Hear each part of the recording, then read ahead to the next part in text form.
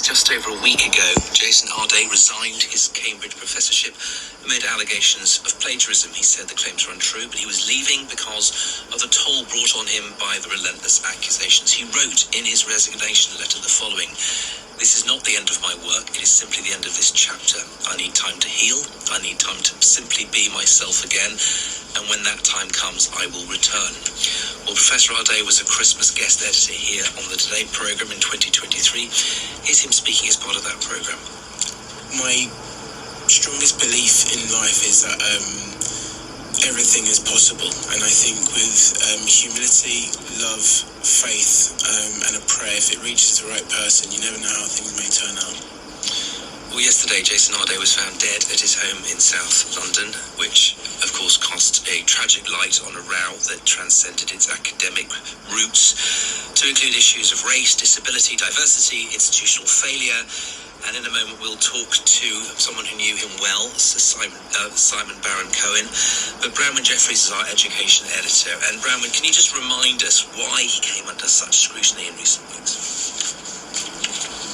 In the last few weeks, what surfaced and was then dissected very publicly in the media, but also on social media, with many academics having a view, were questions about both the integrity and quality of Jason Arday's work. At the centre of that was an allegation that his PhD, so his first major piece of research at Liverpool John Moores University, was plagiarised, that it had involved the work of another academic, not adequately credited for that. Now, the university reviewed it. They said they stood by the research. Jason Arday said that was untrue. But from that one allegation came much broader scrutiny of his academic credentials at his previous posts at Durham and at Glasgow.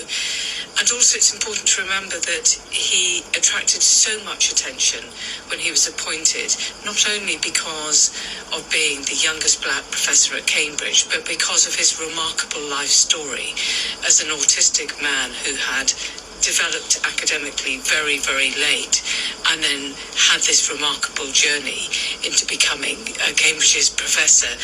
And that started to be scrutinised as well, with his charity fundraising, other things that he'd done in his life, a book which had appeared on his profile, which appeared not to have been published, all coming under intense scrutiny and being picked apart publicly. Yeah.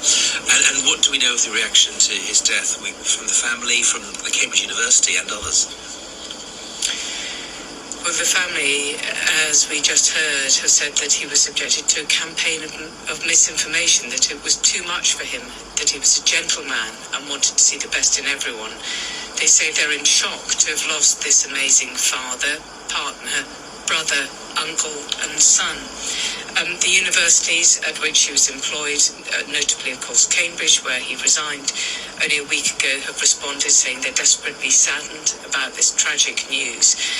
And there have been some expressing anger at how he was treated and suggesting that had he not been a black academic, part of a tiny minority across academia, he might not have faced this level of scrutiny.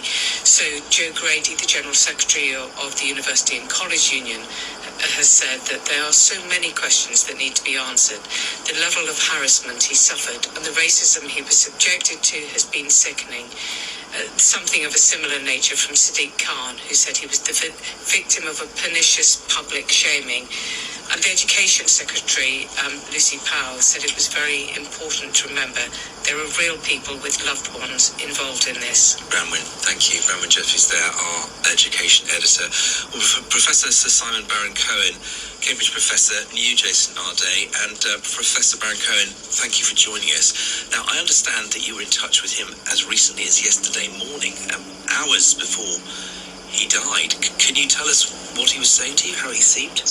He really wasn't coping. I mean, as has just been described, he was being subjected to relentless scrutiny, including ridicule, discrediting absolutely every detail of his life, and he wasn't coping with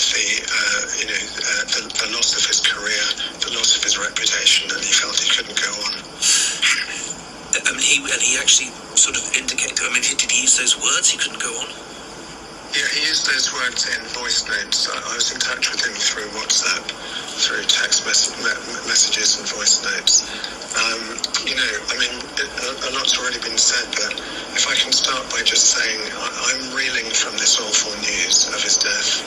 I'm assuming it was suicide, but I don't think the cause of death has been announced yet. I can't imagine the pain of his mother and his two brothers and his children and his partner, his friends, his teachers, his colleagues, what they're all going through. And I'm just, first of all, wanting to send my deepest sympathies to them. He wasn't coping, as I said. I want to say that he was an incredibly kind and gentle and caring and generous man. But he's been portrayed in the media, both the traditional media and social media, in the last month as a plagiarist and a liar and a fraud. At the heart of all of this was a man who'd been diagnosed in childhood with disabilities that included autism and language delay and learning differences. So he was, by definition, I'm choosing my words carefully, he was a vulnerable child, a vulnerable teenager, and a vulnerable adult.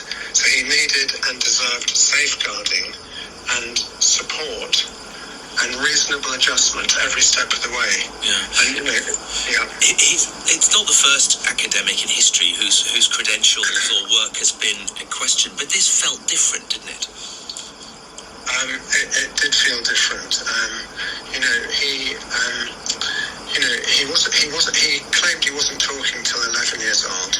I've been contacted this morning by his primary school friend, Mike Freeman, who was in Jason's class at primary school, confirmed that Jason was non-verbal at primary school. And there's another classmate from primary school who said the same thing. Jason claimed he wasn't reading or writing till he was 18. The media have challenged this. Perhaps Jason meant that he was struggling with literacy until 18. But this is a person with disabilities who was being asked to provide evidence of his disabilities. He had, as has been said, he had lectureships in Durham and Glasgow before he was offered 2 professorships at Cambridge at the age of 37. But after these allegations of plagiarism started circulating, the media just haven't left him alone. Well, this is the difficult thing, is that how do you investigate? You're saying that because he had a disability, he was a vulnerable adult, in your words. Does that mean that they should be beyond scrutiny when it comes to if allegations are raised? How do you balance the scrutiny of important public issues and their background and the veracity of what they've done with the vulnerabilities that you're discussing? Yeah. Jason believed that there was a racist playbook to discredit black academics in universities, and that they used accusations of plagiarism to try and bring down black academics. He pointed to Claudine Gay, who is black and was accused of the same thing and was forced to resign as president of Harvard. And he believed that these racist attacks wouldn't stop until he'd lost his career and his reputation. And, I'm not saying that he shouldn't have been investigated. I went to Liverpool John Moores University with him this year, February the 26th.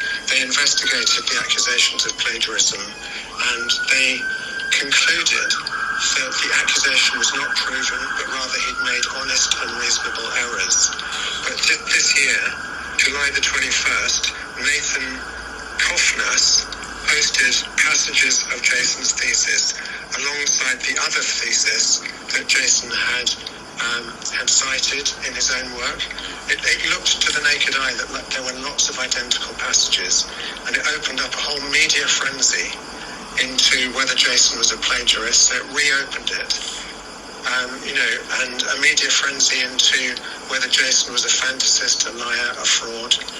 The media seem to believe Kofnas, despite the fact that Kofnas is on the record as saying that without DEI, diversity, equality and inclusion, there would be no black professors in universities.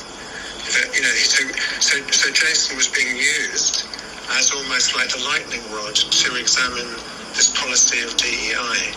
And Jason was bombarded by every media outlet to paint him as a fraud. But just to be clear, you think it was correct of Cambridge University to open an investigation into him? That you do have to go through those processes? Well, initially Cambridge said the awarding institution was Liverpool John Moores University, so they left the investigation to that university. And I've already mentioned Liverpool John Moores University found him not guilty. Yeah. But on August the 5th this year, this is just 9 days ago, Cambridge announced that they would conduct their own investigation into the plagiarism allegation and into his appointment.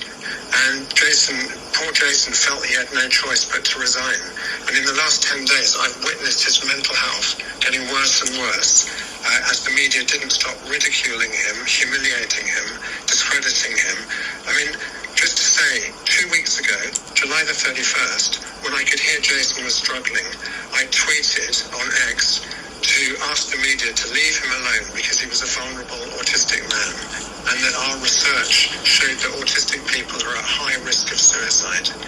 But as I said, yesterday morning, his last voice note was that he just couldn't go on. And we need to let the investigations proceed. We need to understand how this tragedy has happened.